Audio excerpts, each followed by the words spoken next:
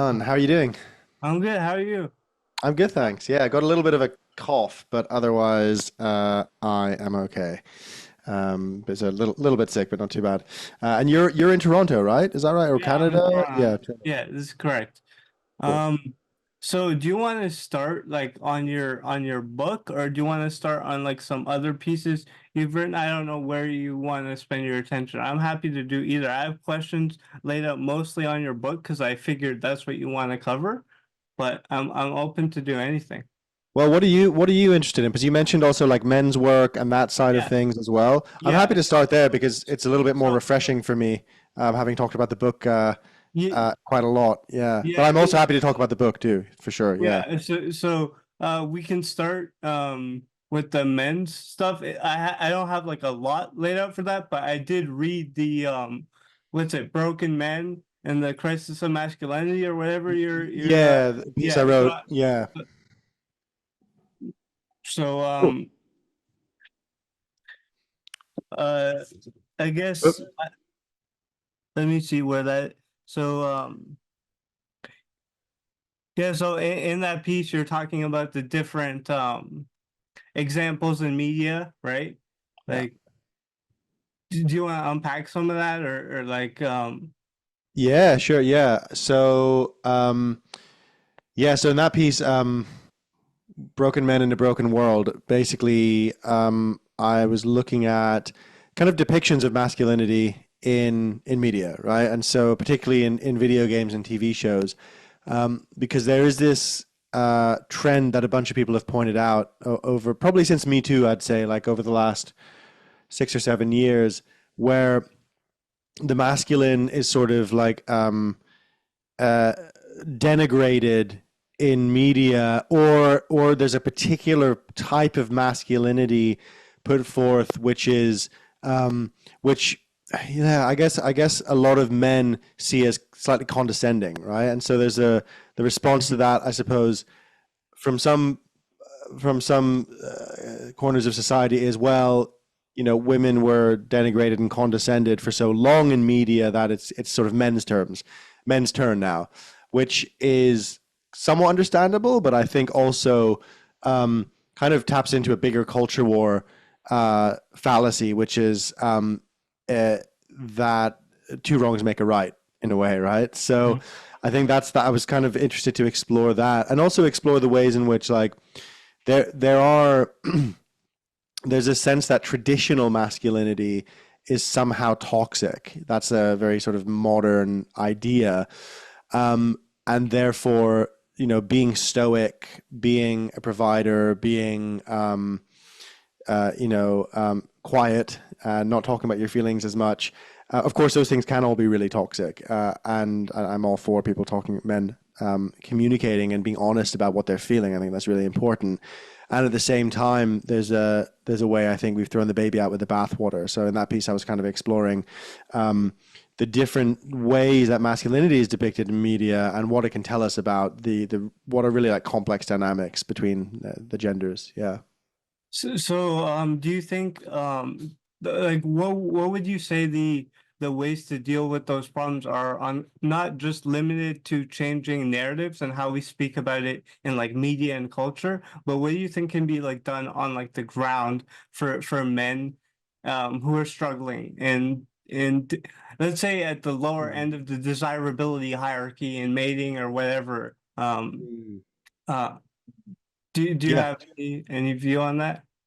Yeah, I think I facilitate men's groups, and I've been in many men's circles, and I'm currently in one. So just the process of men coming together to share and connect with other men, I think is really really important. I think that spans background, age, sort of socioeconomic class, physical ability, all of that. It's really, really important for Yeah. men to come together and have spaces to just be among other men, to connect and share and process. It's a very different energy that's created when men are just with one another. And I think Camille Paglia, the sort of social theorist, I guess, she's talked about how, we used to have male and female only spaces very, commonly throughout Hmm. society until fairly recently. And those spaces, I think, are very, very important for the functioning of a healthy society. And of course, we still have them. People, there's we absolutely have them, but men tend to be more isolated, especially as we get older, and so we tend to be more. We tend to have fewer friends and go to the doctor less, etc. As we get older, and so I think this kind of getting into having a culture where men come together and connect is very important. And then there's also, kind of, I guess, what you're doing, which is bringing awareness to this, and actually that making it part of the cultural conversation in lots of different areas, I think is really important too. So when you talk about something like, I forget the author, but I read the book of Boys and Men. Uh, you know what Yes. I'm referring to? You mentioned that in Yes. your Warren piece. Farrell? No, Yeah. sorry. Is it Uh, Warren Farrell? uh, It's a different author. Sorry. Yeah. It's a more recent book. Yes, I know which uh, one you mean. yeah, the one that talks about men falling behind, and I guess it would be education and training. Like there's a lot of men that are not in education or employment or training. What do you think some of the I guess reasons for that is, other than women just excelling more, which I would say is obviously a good thing. We want women to excel, but Mm. how do we make it so that we're in a world where men can thrive in environments that are suited for them, for an example? Yeah, it's a really good question, and I don't have a full answer to it because I think a lot of people are trying to crack that. I think there's a lot of big, and he points this out in Boys and Men. There's a lot of economic changes that have led to traditionally male jobs either being obsolete or, in many cases in the West, moved overseas. So factory jobs, manual labor jobs. Um, that's kind of a factor. But I think there's a deeper question going on about a sense of purpose that men have. If it's very Yeah. important for men and women, but I would say maybe more so in male psychology, to have an orientation around being focused on or in service to a greater group or a greater whole, and having a sense of sort of that what you're doing has meaning and that it's leading somewhere. And of course, women experience that too. That's important for Mhm. anyone. But what's happened is that for men, aside from the economic factors, I think there's been a lot of social denigration of men and of boys, where men and boys are sometimes very subtly and sometimes more explicitly told to be more like women, right? Yeah. And so I think that dynamic is very damaging, because what it effectively tells a boy and a man is there's something wrong with you. Like, there's something wrong with being a man, and you should be more like this. You should be sharing your feelings more. That's toxic, etc. And so, while there are a bunch of toxic masculine behaviors, and I think the biggest thing is the threat of male violence, which is something I wrote about in that piece. Hmm. There's also a lot of toxic female behaviors as well, that minus the violence largely, right? So I think that's a big Yeah. difference in factors. So I think that's where a lot of that social, and of course the history of inequality between genders. I think, though, one of the effects of that movement forward is a lot of men being left behind, and that Hmm. is not only a tragedy, it's also incredibly dangerous for society, because when you have a lot of angry young men without direction, you generally that direction usually turns fairly violent or into demagoguery, right? So it's actually in everyone's interest that we don't have that we have a society that celebrates the masculine and celebrates um, uh, traditional masculine values, as well as being open to where they can evolve, and like holding both of those things at the same time rather than trying to boil everything down. Yeah. So you talk about meaning. That really draws from like John Vervaeke's kind of meaning Mhm. Yeah. landscape and stuff like that. So how do you think we can get I guess a better synthesis and a way to look at men and women's issues like in unison without it being a battle like either or kind of thing, and having more purpose, I guess, not just on the gender front, but for people in general in society. How do we get this meaning back, Mm. this sense of Yeah. meaning? That's a really good question. I think my answer to that is maybe a bit controversial or different to what you get in a lot of mainstream culture, which is that instead of trying to remove the polarity between men and women, deepen the polarity. So really focus in on what is a masculine essence, what is a feminine essence, and what does it mean to have a male body, what does it mean to have a female body, and really honoring those polarities.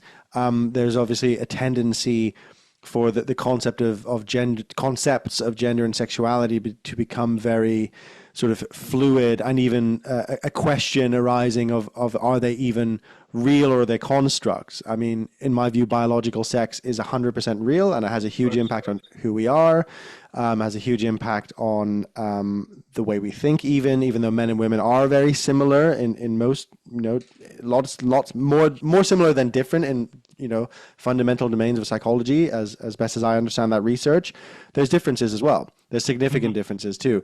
So I think culturally, sort of embedding a sense of like, and this is already, aside from sort of very progressive circles, this is generally how most people around the world function anyway, because it's self-evident and it's natural, and there's different men and women have different interests and different desires and different priorities at different times in life. So these things naturally kind of come out. But I think the issue in sort of, Western countries that have been on this kind of unusual postmodern journey is a return to polarity, and is a return to the reality of the body as well. I think those things. I think I see it happening already. I think the full deconstruction of gender and sexuality has peaked. I think it's peaked pretty significantly from where it was, and now we're moving towards more of a common sense, realistic, evidence-based kind of approach to it. Yeah. Would you say that we're returning to a more modernist ideas, or we're trying to find a more synthesis, like a meta-modernist kind of lens of postmodern and modernists? Like, what do you think the right way forward is there? Yeah, I I personally lean think to modernism the most, but I see some interesting. value. I see some value in postmodernism, so I wouldn't want to throw away everything in there. Yeah. That's all I'm saying. Yeah, me too. Me too. I think there's a lot of value, and I think part of it is uh, part of the value of postmodernism is that the voices on the edges of culture and that haven't been in the power positions have voice. And I think that's a really that for me feels like progress of the human spirit that is brought in. And then the aspects of modern, yeah. I mean, I'm more into the synthesis idea. Like I think, Yeah, how do we me take the best of, yeah, I think so. The more meta modern or integral, or like, yeah, second tier kind of approach is where I lean to. I do also think though that sometimes to get there, there is an aspect of returning, going back, and sort of re-embedding those more sort of modernist values before then stepping forward again. And I think for a lot of people, perhaps in the more progressive space, that's necessary for them. Probably people who have been more modernist in their outlook already and have been like decrying everything that's been going on over the last 15 years, they might do well to try and find the good signal in postmodernism Yeah, and then of take that course. forward. So I think it's like two different moves from depending what perspective you're looking out from. Yeah. Hmm. Yeah. So, you talk about in your book also. I think that the tension between like individualistic and like collectivist cultures, like how do we like balance that out in like let's say a game B world or something like that. Mm. How do we uh basically like form like a new system, and how can we use like systems thinking and understanding systems learning, and that's different from systems change, and how you explain Mhm. that in your book. Can you get into that? Yeah, sure. So Yeah. I think maybe well, let me think of the best place to start. So if let's start with like systems learning and systems change. I think there's there's a place where I mean this is kind of borrowed from the terminology of Nora Bateson, and so the idea that you know we talk about systems change, it kind of has the implication that we are as active agents sort of tinkering with a system to get it to move in the way that we want it to move, as if we're like trying to fix a car or something like that. And in actual fact, systems don't work like that. A, we're part of them already, and we're sort of embedded in them. And then also, they learn in Nora's model. Like they learn, adapt, change, respond to stimulus, evolve. And so then the question, I think, then becomes if we want to change the world in some way, or we want to, I don't know, steward the kind of change we want to see, it's more like we're surfing a wave and directing than we are sort of trying to pretend that we control the whole ocean, you know? And so there's these like there's a different stance of paying deep attention to what's going on in the system and then orienting towards seeing the understanding it and moving with it and directing it in a way that's in line with the sort of natural flow of it, you know. So I think that that's really I just think that's a very important stance to be taking for anyone who's interested in like, you know, game B or you know, alternative models of how we might live. There's a humility in being a human being and understanding that we're not like the system is an emergent function of many systems, not all of them just human systems. There's also the natural systems, there's the system of the Mhm. cosmos, there's just a mind-boggling complexity. And so this then brings us back to a much more, you know, a model of seeing the world that many indigenous cultures have, where we align ourselves to the natural law rather than having the hubris to say we're going to understand it completely as soon as we just find what's smaller than a quark. Okay, what's smaller than an atom? Right, we need to find the God particle. All this different kind of those kind of endeavors. I've forgotten the first part of the question now, but maybe if you could remind The me. first part of the question was balancing like individualistic Ah, culture with collectivist culture, or even on like a personal level, but I was speaking more on a societal level. yeah, Yeah. yeah, Yeah. yeah. So I think maybe that also kind of ties in where, yeah, I guess the kind of the idea of that kind of systems change is comes very much actually also from an individualist perspective, and I think what's important is that we in the West, we have an individualist perspective, and that's okay. Like that's it's a different cultural adaptation to different environmental conditions. There's a great book by Joe Henrik called "The Weirdest People in the World." Where have you read that? Have you Yeah. checked that out? Yeah, Well, no, but I know the term like Western educated, industrialized, rich, and and democratic. democratic. Yeah, Democratic. exactly, Yeah, that's what exactly. you're Yeah. talking about, right? Yeah. Yeah, precisely. Yeah, so that's the acronym that they developed to make sense of why it's a really clever acronym because we in the West are outliers compared to the rest of the world in terms of being more individualistic and less collectivist in our general outlook, and also we're more pro-social. You know, which is why you know, Japan doesn't let in like a million immigrants from Syria and try and adapt them into Japanese culture, but Germany Mhm. will, right? Because there's a general different cultural sense of like our response to strangers is very different. And so it's less in-group, out-group. And then there's benefits and there's pros and cons to both stances, right?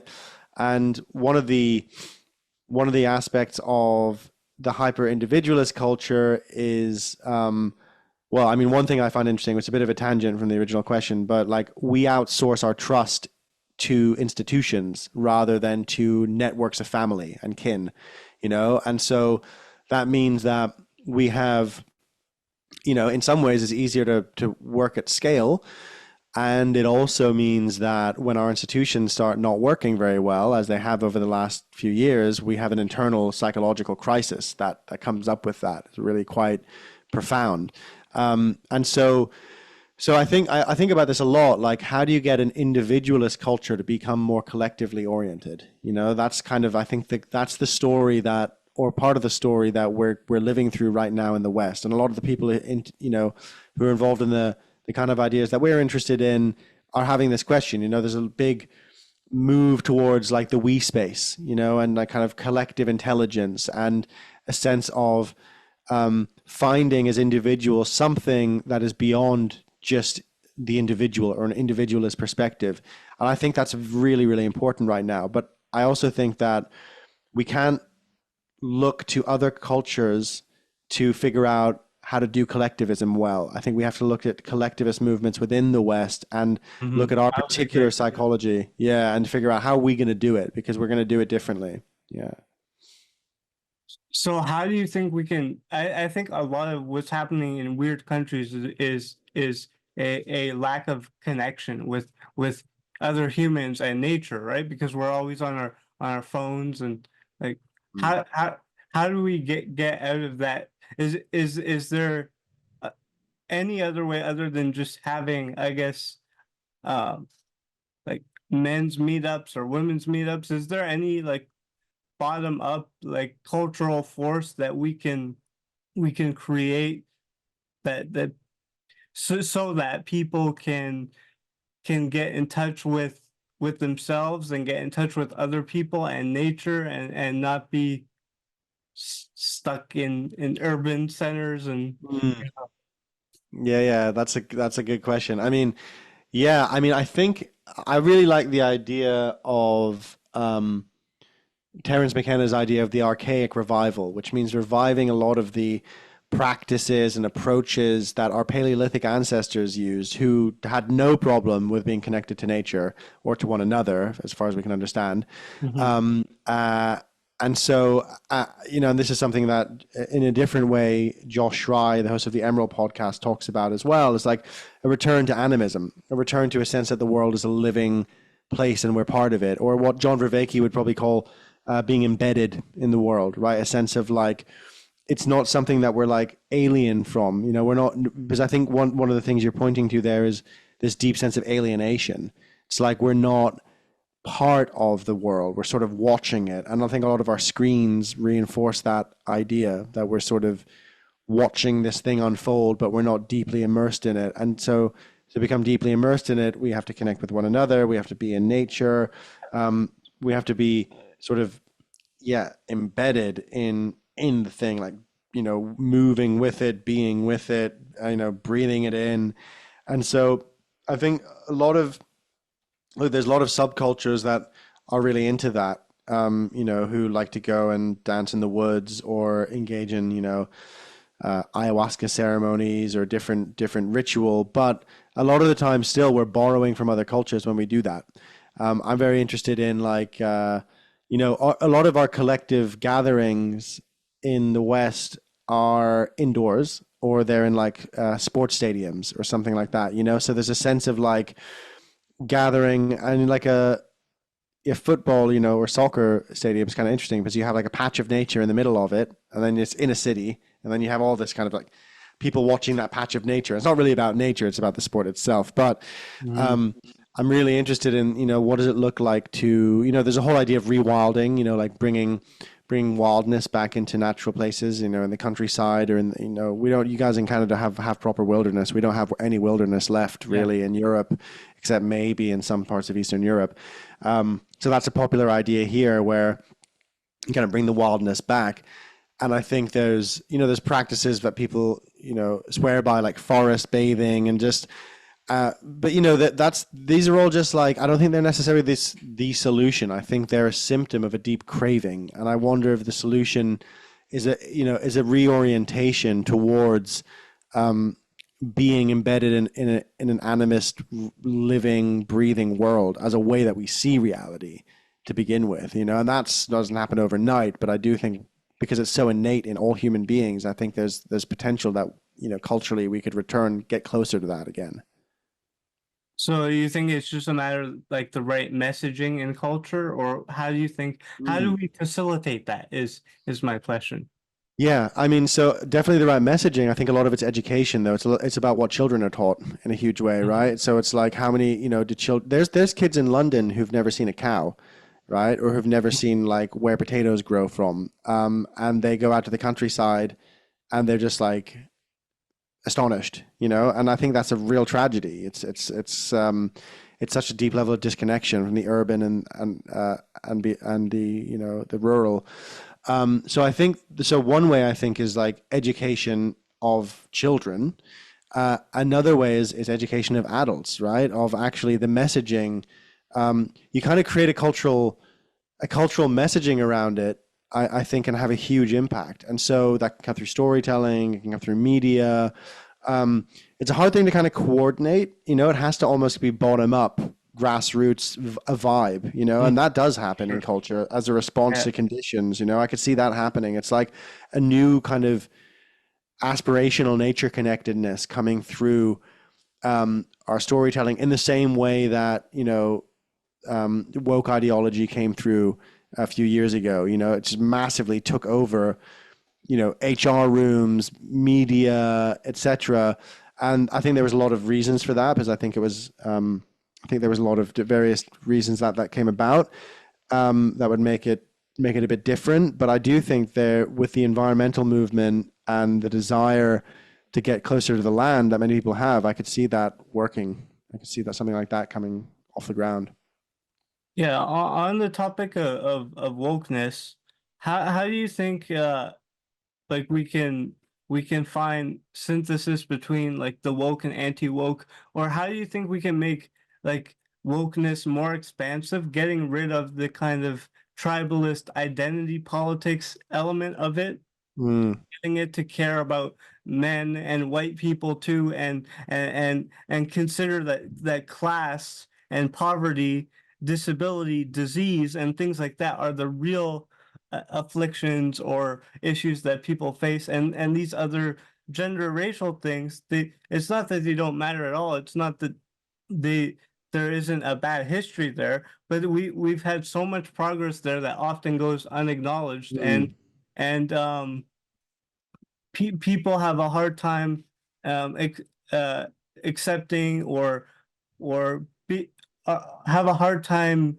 um, confronting the suffering of men or white people. See it as like it mm. doesn't really matter. How do we get that without going to like right-wing identitarianism and that other mess that we obviously want to stay away from? How do we Yeah. you Yeah. see, you see what I'm saying? Absolutely. Yeah, I think it's a Yeah. key question. Yeah, I mean, I think there's a few different potential ways in there. One of them, to speak to what you were talking about before, is that like class and economics, and that Yeah. I think is the main. I think that's for me, the most important driver of a lot of these social dynamics. Adolf L. Reed, American professor, he's been talking about this for a long time, arguing that identity politics is like a smokescreen for class issues because it's really cheap to talk about identity. But if you're going to talk about class inequality, you actually have to change systems, you have to redistribute wealth, you actually have to change the culture of a Yeah. society. And I think he's spot on. Like, I think that's I would a big agree with part of that too. yeah, yeah, I think he's really right. And so there's that element of it, and I think one of the ways there is getting people re-engaged in like labor politics, which is not that shouldn't be too difficult because many people have a job, right? And they're engaged in that. And like where I grew up in Germany, like pretty much everyone's in a union in a lot of professions, right? It's just like normal to be in a union. The US is different. I don't know what it's like. What's it like in Canada, like with unions? How popular Well, are they? some things are unionized, some things are not. Like Yeah, it yeah, really depends on the industry and like the size and like. yeah. But what's the cultural attitude like towards unions?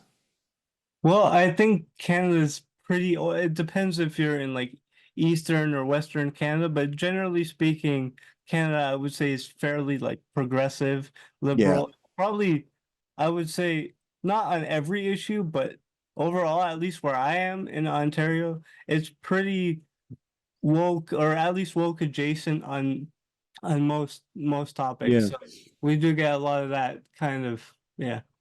Yeah, yeah, yeah. That's interesting to know. Yeah, so I think one way is like engaging young people and all people around like labor rights and to like really orient people towards that. Like that thing is really important because one of the hugest problems we have is this massive wealth inequality. Um, and so there's that, and then there's also like, you know, in terms of getting past those really toxic elements of woke culture, which really denigrate white people and white men specifically. I think there's a way of I think it's balancing itself in some way, and I think like humor and like I think it has to be met at the cultural level, right? I think it has to be Yes, met. so Yeah. I also read your piece on comedy, right? How comedy Uh, can. Do you want to speak to that a bit? Yeah, yeah, sure, yeah. Yeah, I'm really interested in this idea of like, what role does comedy play in society? And also I was really interested in this idea of like cancel culture and like comedians talking about, oh, you can't say anything anymore. And I interviewed this comedian, Finn Taylor, because he's got like this most outrageous YouTube channel. It's a bit like Between Two Ferns, but a lot more politically incorrect. Okay. And very funny. The one with Zach Galifianakis or whatever his name is? Yeah, exactly. Where he interviews like Okay, yeah, yeah. Finn interviews sort of like internet celebrities, like influencers, Mhm. and they sort of now know what they're getting in for. But Right. it's really funny. Yeah. So and yeah, so I reached out to him because I thought, yeah, he'd be a good person to talk to. And then I did a lot of research into like the history of comedy, which was really interesting, and realizing like um, firstly, like Finn and a lot of other comedians, they're like, no, it's not really the case that you can't say anything. Because if you go to any comedy club, you'll hear people say the most outrageous stuff, and the rule is always, is it funny or not?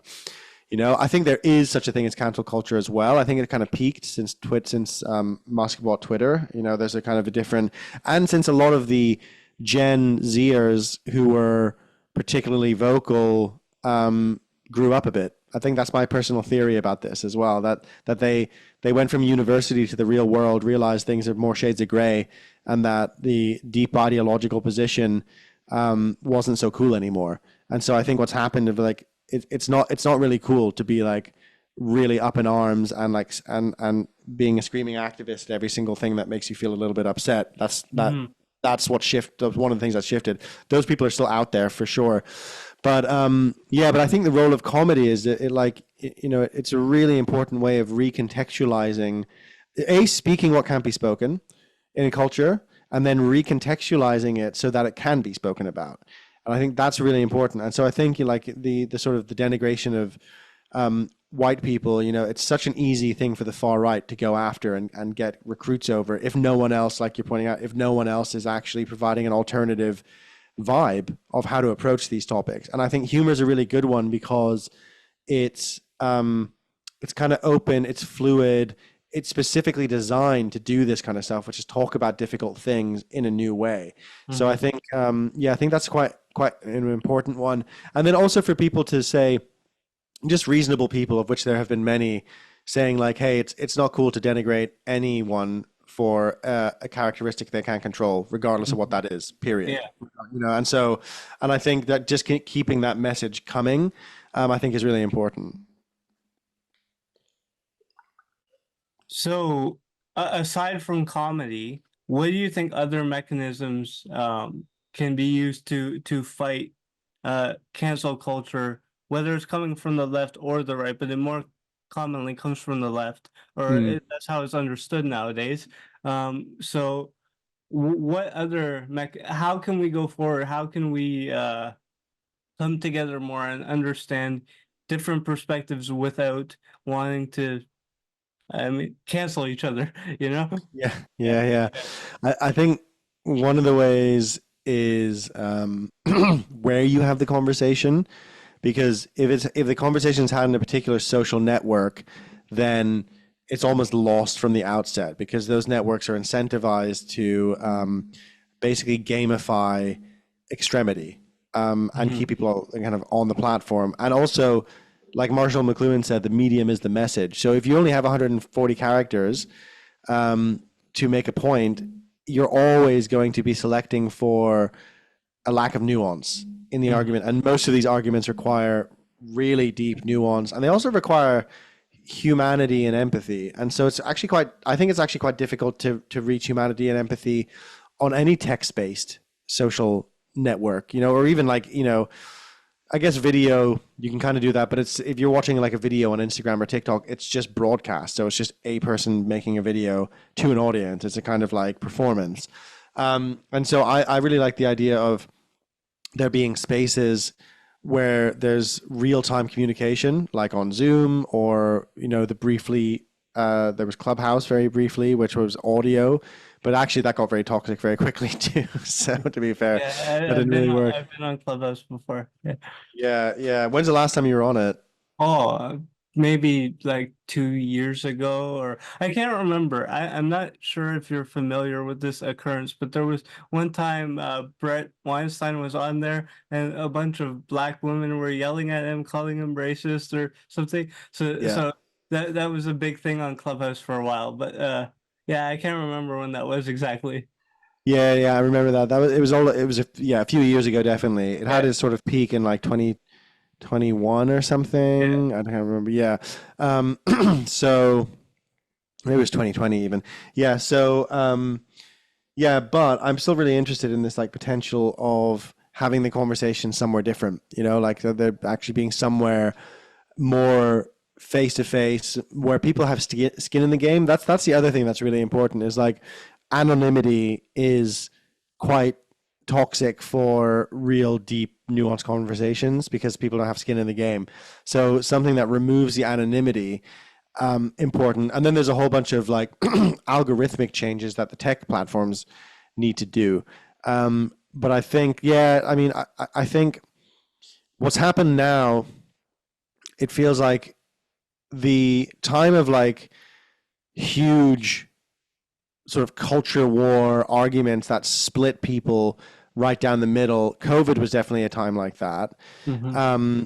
Obviously, election times like now are times like that. And, in the U.S. and then it's a year of elections, so there's elections Hmm. everywhere.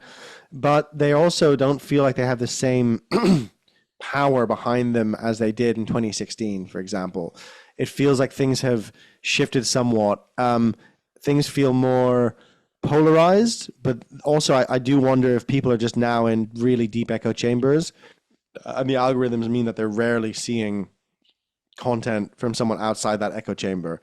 And so it's more like, I could be wrong, but I have this sense that there's obviously still polarization and arguments, but um, the other side, like I also, just because I have both more right leaning and more left leaning people on my social media, what I get a lot of is like, around something like Israel, Gaza, I just get two extreme views, and I Hmm. don't really see them even like. I see them argue with each other occasionally, but it's like they're ships in the night. Like they're not even like Yeah, really coming exactly. into the same space. They're in like different internets almost. Yeah.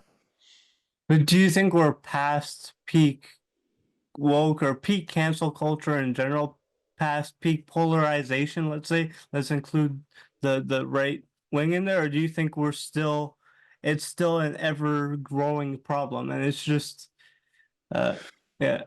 Yeah, it's a good question. I don't really know. I mean, I think we've passed the peak of the form it was in before, where Hmm. there was just sort of like, and I think a few things have done that. Like one of them is like, around sort of gender and sexuality and trans rights is definitely like the Cass report coming out in the UK, which was a report that came out a few months ago and really was very critical of gender affirming care. Hmm. Um, America is different. America are far more ideological and extreme around this area, but in the UK, it's definitely dampened the conversation, and something is sort of released in the field, and there's more like freedom. I think people feel more freedom to talk about these issues now. So in that sense, I'm seeing signs of definitely that there's been a peak. Now, has polarization peaked? That's a whole other question. I don't think polarization has peaked, right? And I think like, yeah, Israel Sure. Gaza, I think, is definitely an example of, um, just how like, well, I think it's kind of switched. I think a lot. I certainly, my position was fairly, I think, different after October 7th until, probably like a few weeks after that, when it pivoted more to being not necessarily on a particular side, but on a humanitarian side of really strongly disagreeing with Israel's actions and wanting a ceasefire, Mhm. But then I have friends who have gone like really deep into anti-Semitic rabbit holes. I have friends who've gone really deep into sort of like celebrating, not really friends actually. I've seen people like, celebrating Hamas, and I'm like, no, I'm not down with that either. Yeah. So that's it. But that polarization is very strong. Obviously, it's happening in the universities. I forget who it was, but somebody's come up with the term omni-cause, which is interesting, where it's like on the left, there's a kind of omni-cause of like it's Palestine, but it's also trans rights, and it's also this, and it's also that, and it's like all Yeah. the causes sort of like glued together. And it's kind of like in the same way on the right, you get more like the omni conspiracy. You get like QAnon was like the conspiracy of all conspiracies, and it was like, Mhm. yeah, it's the Bilderberg group, and there's this thing and this thing, and they're like, hey, flat earthers, you can come in maybe. Well, maybe you're too weird, but so there's this kind of like omni conspiracy versus omni cause, and so I think those are in a way symptoms of something deeper, which is like a kind of a real deepening groupthink on all sides of the political spectrum. And do you think there's a way to change the nature of social media so we can actually come together more, or do you think there's no way around that? You said in your book, I think that you think that that it gave rise to, or is at least in part responsible for the intimacy crisis. Hmm. Yeah. So how would you is there a way we can use technology to actually increase intimacy rather than just give the impression that we're more connected, but we're actually not? Yeah, I think there is, and I think it goes back to like the medium, right? I think it's very very difficult to do that in the form of internet we have now, right? And I think it would need the radical revisioning of what it actually is to be online, Mhm. because uh, I've experienced deep intimacy and really amazing moments in Zoom rooms and like running courses or having like community gatherings on Zoom. That's where it happens. It's happening in like what Yancey Strickler calls the dark forest of the internet, where these things aren't broadcast. It's like it's kind of like these hidden, like it's in like WhatsApp groups, or it's in Zoom rooms, or it's in places that aren't this sort of like public square where everything's a performance and everything you say is going to be captured forever and ever. That creates a very different kind of talking and communicating, and it's not intimate. Like it can't, in a way, it can't be intimate. So I do think we're going through a phase. I think we're almost like a lot of commentators right now, myself included, are talking about the internet as kind of like dead. Like the internet that we have right now, like the web 2, internet, it's dead. Like it's been ruined. It's been ruined by the social platforms. The market forces have completely captured them. It's sort of empty and hollow and repetitive. And so I think there's like the question for the new internet, if such a thing comes about, there'll always, I think there will be this like, I don't think those networks are going anywhere, but I think we'll start to see the early, almost like revolutionary energy of new forms of communicating on the internet. And I think they will probably be, because or a lot of people are craving it deeply, more oriented towards real human connection and real human conversation. So I think video conferencing is going to play a big role in it, but I also think there could be other forms that do as well. And I don't know exactly what those are yet, but and AI will probably play a large role in that. Maybe not for the better, but we'll see. Yeah. Yeah, so you think organic countercultures like the hippie movement can still happen today without being, I don't know, corrupted by perverse incentives or I do. I do. I think they always have, and then they get corrupted later. But culture is incredibly adaptive and resilient, and it responds to the challenges. So we have particularly wild and crazy challenges right now. But I think we will adapt, and it will, like, culture will adapt. Culture will find these expressions. Some kid somewhere will make some kind of new form I don't know, connecting or a new form of media, and it'll be like, oh my God, this is the thing. It happens or in that kind of organic way. I think the bigger question is like, as long as capitalism is around, capitalism will try its utmost to co-opt that. But what's interesting is like, eventually the adaptation might become, how do you create a new vibe that can't be co-opted by capitalism, and that becomes the vibe itself, and that'll be kind of interesting. It's like it could be like unplugging, could be related to like unplugging from being online, and like, hey, we like people start gathering in a field or like in a local park, and Hmm. that's the cool thing to do, and everyone's doing it, and all the kids are doing that, and then like adults are doing it, and the tech companies they will look quite stupid then, because they'll be like, hey, let's get in on this. And everyone will be like, no, no, it'd be like punk. It's like, no, fuck off. We don't want you in on this, right? We don't want to sell out.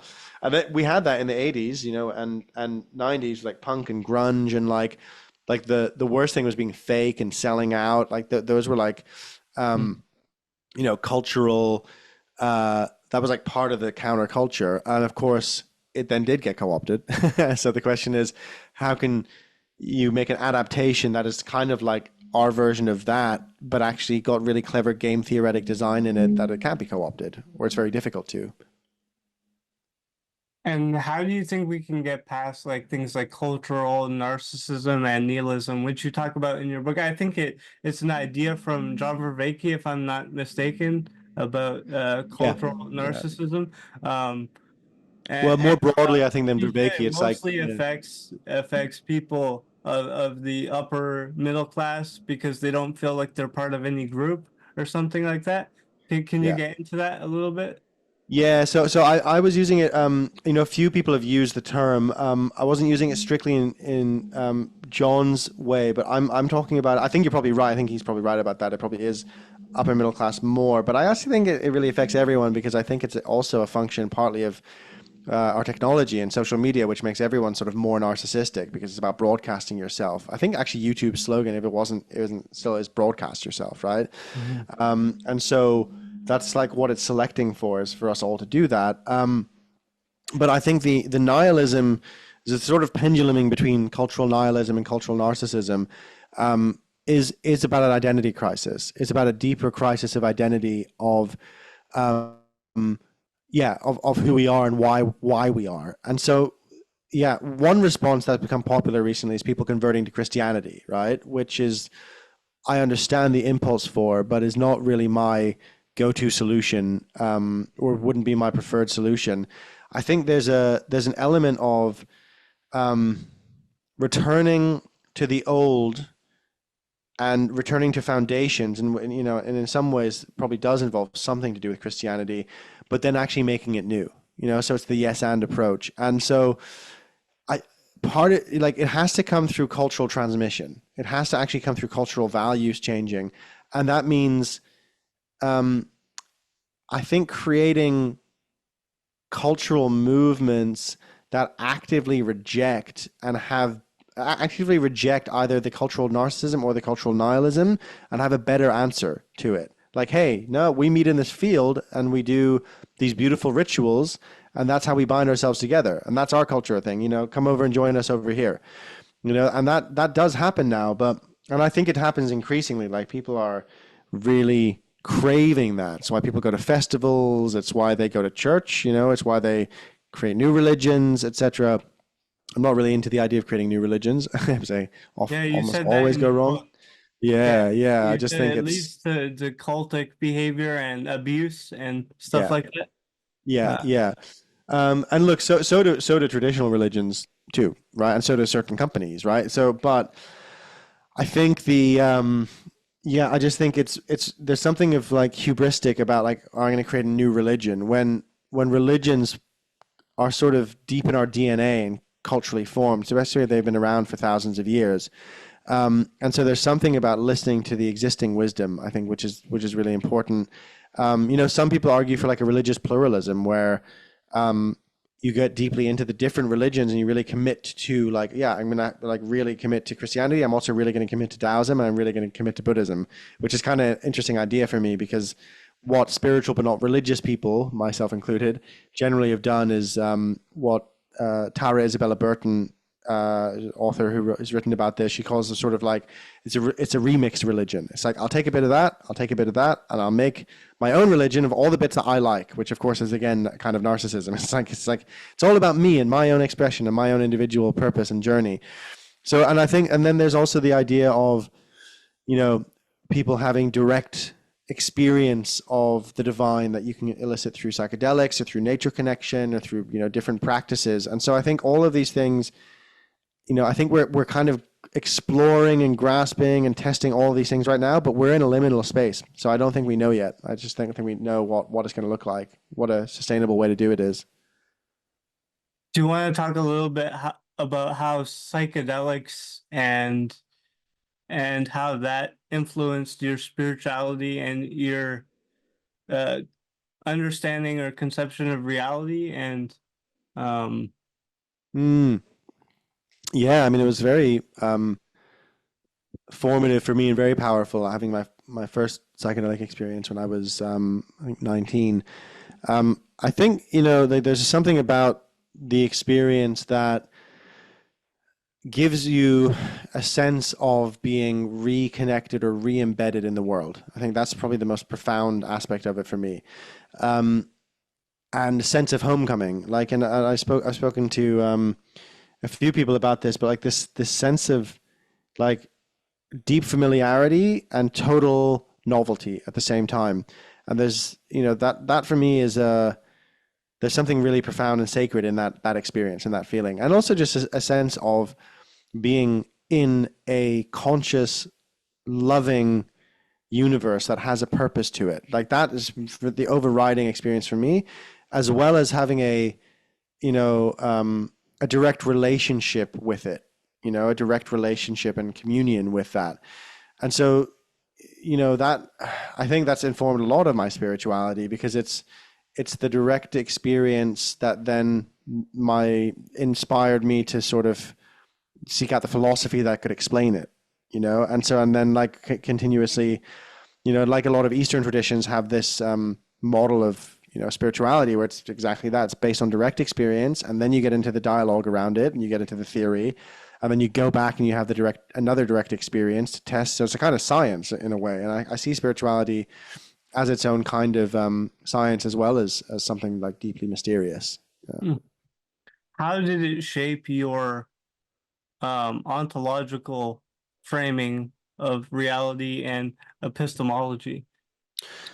I think probably by making it more flexible.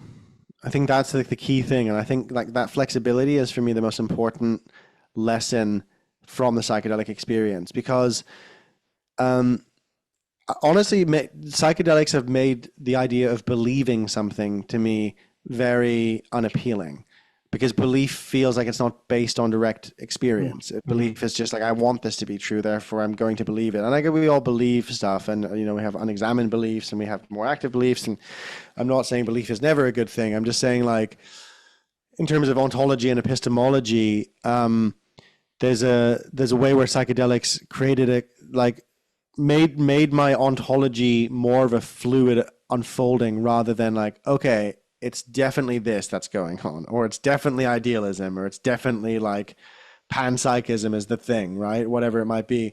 Um, so on the ontology side, that although also I think it's also given me some fairly fairly deep certainty in at least my own direct experience of, you know, the reality being certainly an interconnected whole. You know, Mm-hmm. that I think, and I think that's quite common. You know, when people have a mystical experience on psychedelics, and then epistemology is probably, you know, it's made it much looser, you know, and more playful as well. And like, and I think there's something about psychedelics that allow you to hold multiple perspectives at once, or make it a lot easier to do that, even just cognitively and emotionally. And I think that like that not needing to boil things down to a particular epistemological stance. I think that's a very psychedelic approach, or you know, that I associate with psychedelics. It's why I go into integral theory is because of psychedelics as well. Mm-hmm. And how do you think the psychedelic revolution or renaissance or whatever you want to call it can be rolled out in a way that is uh, safe and effective and appropriate because you talk about you don't want it to be overly medicalized. You think it has purpose in ceremony and recreation Mhm. and different contexts, but you also see the therapeutic uses. What do you think some of the best ways to possibly roll it out is? Yeah, I think it's basically having a very diverse landscape of what's going on, and that's sort of anti-fragile in the sense that you can have the retreat world, and you can have this, the psychedelic religious world, psychedelic Christianity, for example, and you can have the medical side of it, you can have the consciousness exploration side, and that you just allowing all those to flourish without one trying to become dominant. That's my main critique of the medicalized approach, is that the medical authority in culture will try and dominate the other expressions of it, and culturally, if someone's a medical doctor, they have more authority and status than a shaman, right? And there's sometimes good reason for that, and sometimes they don't know what they're doing compared to the shaman, right? And so so I think this kind of very healthy ecosystem is really important. And I think that also means like a lot of the energy, money, and activism going also into not just the medical side of things, but into other areas like creativity research, into problem solving, into conflict resolution, like all these other applications that can move it beyond just the medical. I think that's really important too. And in terms of like mitigating the harm, and I guess it might be only in the margins, but how do we, I guess, separate the people that should be taking them versus the people that shouldn't, whether it's potentially psychotic people or Mm. like would this one day maybe be more a question of like science in terms of maybe getting a polygenic score of someone, and then if somebody has enough genes that let's say they have a bunch of genes versus just a few genes that select for schizophrenia, then you can say, okay, this is not right for them, or some kind of psychometric evaluation, or how do you think uh, Mm.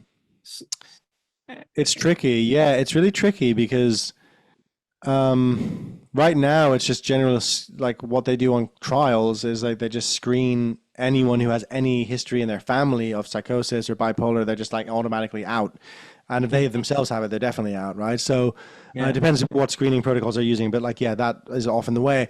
And that is, leaves a lot of people out, which is really tragic. And those people will probably go and seek out treatment or care or their own experiences elsewhere anyway. So, but at the same time, there are contraindications, and like I genuinely think like when people have bipolar and they're prone to manic episodes, they just probably shouldn't take psychedelics Hmm. overall, because it's just so likely to elicit that experience. Now, I have a friend, Benjamin Mudge, who's doing a PhD on ayahuasca and bipolar because he has found a recipe.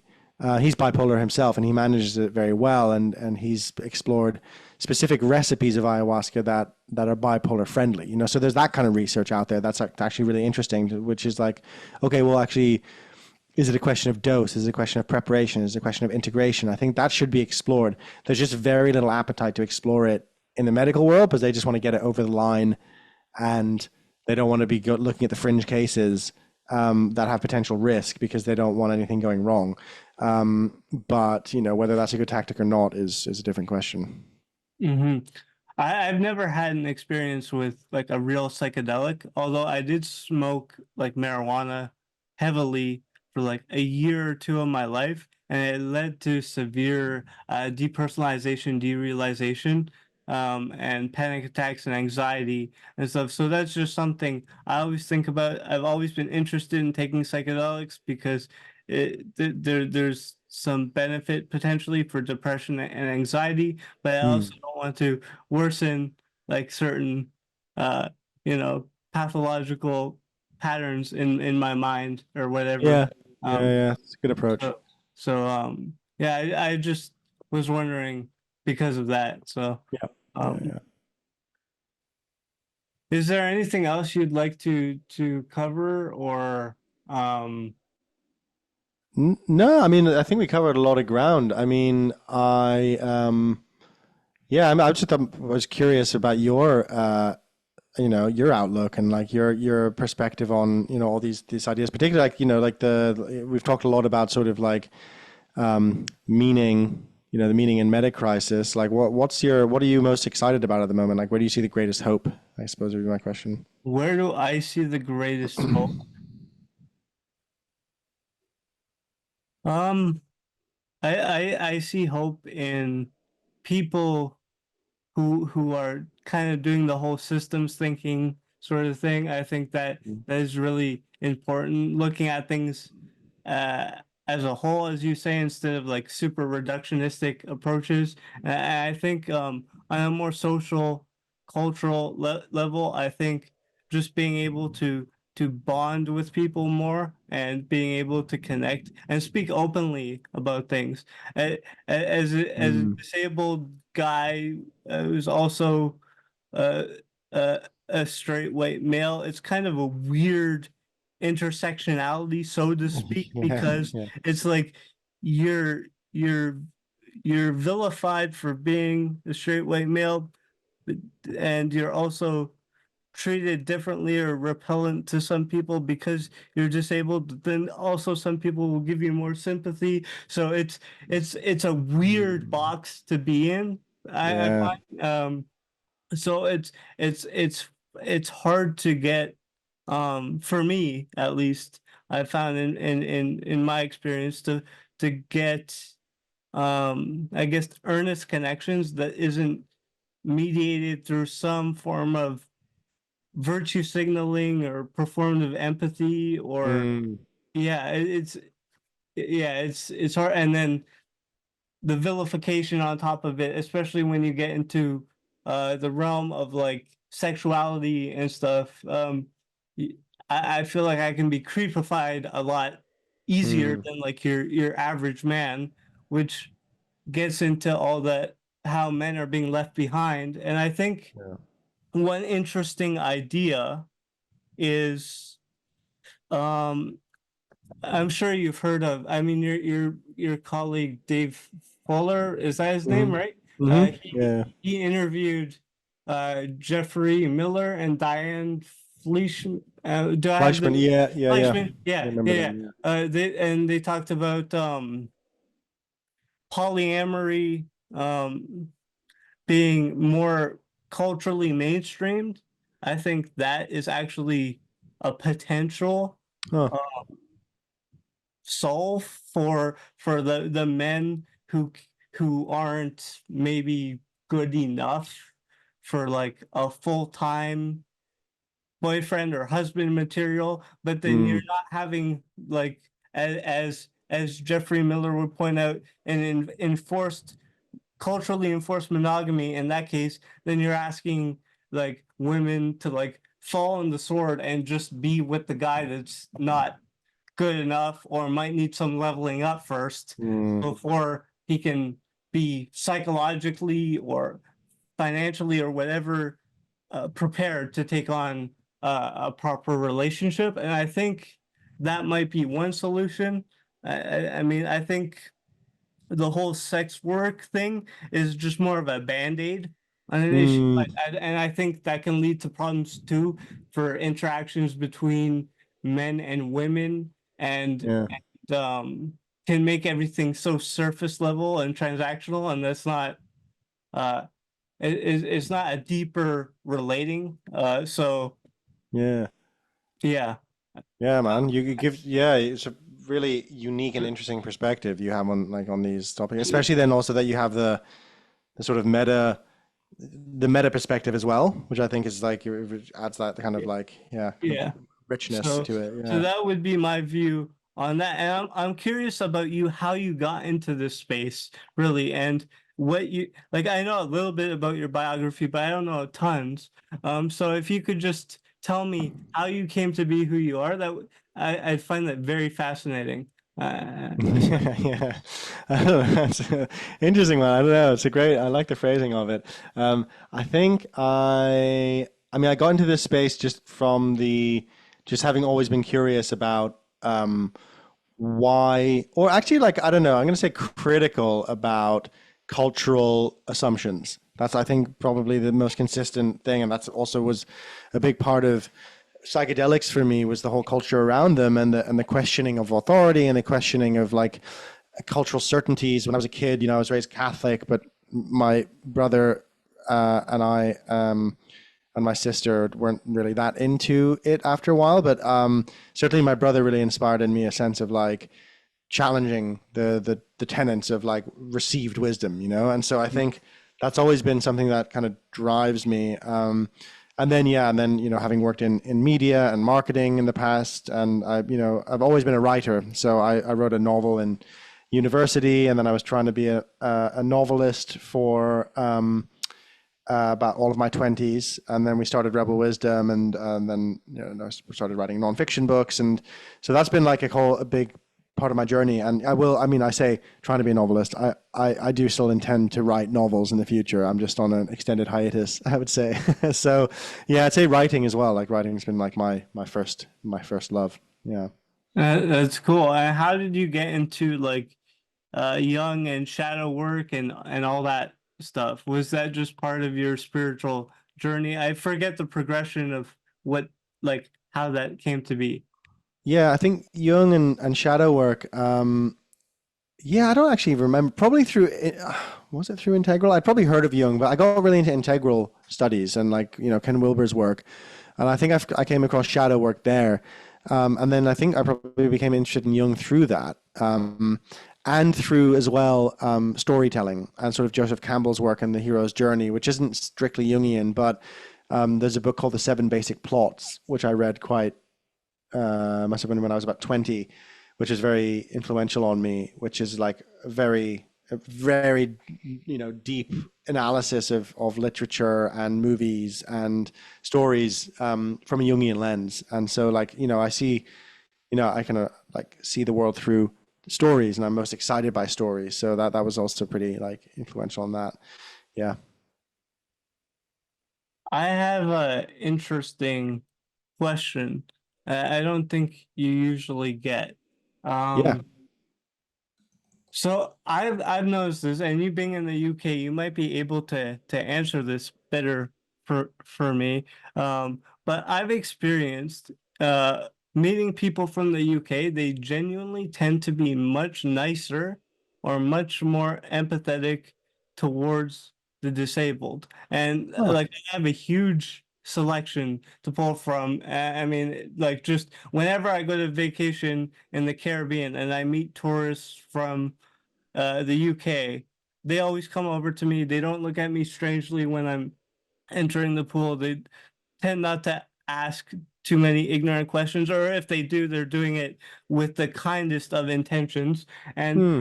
I was just wondering if you think that has something to do with the fact that the UK was closer to, I mean, the effects of World War II and the polio era, they just interacted with that differently than, let's say, North American culture, which is a lot more uptight. I don't like to use words like ableist or words Hmm. like because sometimes that can be like wokeified and people will just Yeah. call Yeah. anything ableist. Like I don't think like everything is ableist. That's ridiculous. But Yeah. I'm just wondering what you think that I know that's not something you're prepared to answer necessarily, but I'm just curious what your take might be if you've noticed anything across cultures. I don't know what your exposure to disability is up until this point, but uh, Yeah, man, that is such an interesting yeah, question. I mean, I'm sort of like my brain's kind of whirring to try and think of like the cultural differences that would lead to that in the different cultures. And like, I don't know really. I mean, I think it's a really interesting theory about like World War II and like also the polio thing. I think that could well be a factor. Um, but I think I mean, people in the UK tend to be polite as a culture, right? But not yeah, just polite, fake polite. There's a lot of fake politeness yeah. in the Fake US, right? polite's They're like like fake Canadian, politeness. basically. Yeah, yeah, Yeah, yeah, definitely. Like, and there's like a general like, I also think here's my alternative theory on it actually that you might find interesting. So that that just popped into my head. Okay. So in Britain, there's always people always root for people who are struggling more or like in an underdog situation, whether that's like Mhm. sports or whatever it might be, genuinely like really want those people to succeed. Whereas in the US, I think it's a bit more of a kind of competitive, like, Yeah. no, Yeah. no, Sure. they like an underdog story if it's actually not an underdog story, and it's actually like, no, they were the best the whole time. But actually, I think in the UK culturally, there's much more of a tradition of like, also because of the class system, right? A sense of like, Yeah. okay, you're in a shitty position, that's not your fault. Then there's like an energy that comes there. But I think America, they have ingrained in their heads that like everyone is in it. I think maybe I wonder if disability is really confronting to Americans because they have this sort of like on a cultural level because they have this belief that like everyone is following the American dream and everyone can make it and there's no systemic factors or factors that are holding people back they can't control. You know, that on the cultural level. And so I wonder if they then like react weirdly and impolitely. I don't know, but I wonder if that's going on as well. Yeah. Yeah. Hmm. So, would you like to wrap up, or would you want to talk a bit more? I want to be mindful as your time as possible because this is very generous of you to do, especially given that I'm still a nobody and you've taken all this time. And I'm just a beginner and I'm kind of rusty with my questioning and You're doing a good job, man. It's been fun. I have to make this the last thing because I'm doing a course that starts at 8 that I need to prep for with an online course with Trish Blaine, who I'm doing this. We're in like week 3 of it, that's cool. but yeah, but like no, I mean like keep doing it, man. This was like your questions were insightful, and you have like a really broad range of knowledge as well. So it was enjoyable. It felt more like a conversation than just like being interviewed. So yeah, Yeah, thanks for reaching out. I really appreciate that.